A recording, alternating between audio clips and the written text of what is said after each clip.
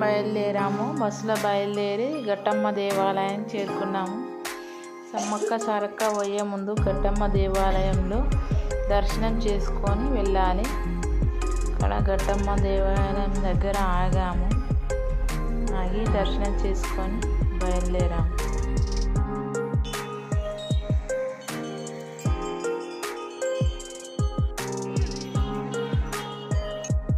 బస్సులో timepass అవుతలేని తాంబోలా game ఆడుకుంటా వెళ్ళాము. చాలా మంచిగా అనిపించింది.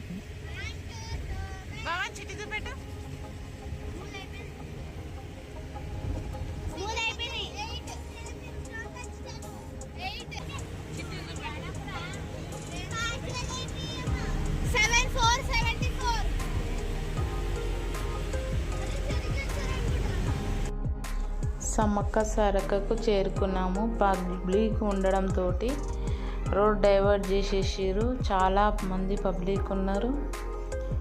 3 కిలోమీటర్లు నడిచాము. సామాన్లు పట్టుకొని వచ్చి ఒక రూమ్ అయితే దొరికింది.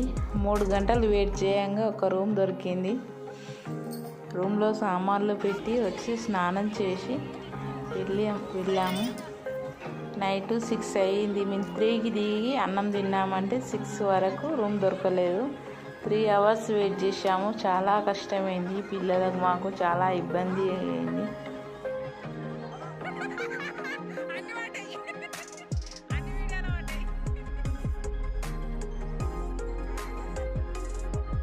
గుడి దగ్గర ఎంట్రన్స్ అవుతుంటే ఎంట్రన్స్లో పెట్టారు. చాలా బాగుంది.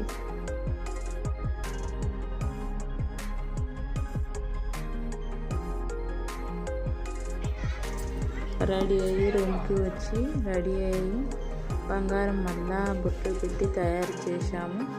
ఫోటోలు వీడియోలు దిగాము. ఇలా రెడీ అయ్యి ఒడిబియ్యం కలిపాము. అన్నీ తీసుకొని బయలుదేరుతున్నాము గుడికి. సమ్మక్క సారక్క చాలా మంచి అనిపించింది జాతర.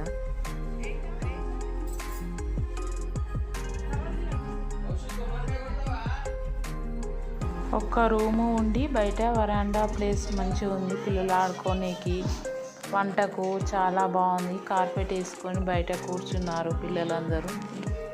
ఇక్కడ వంట కూడా చేసుకోనికి మంచిగా ఉన్నది.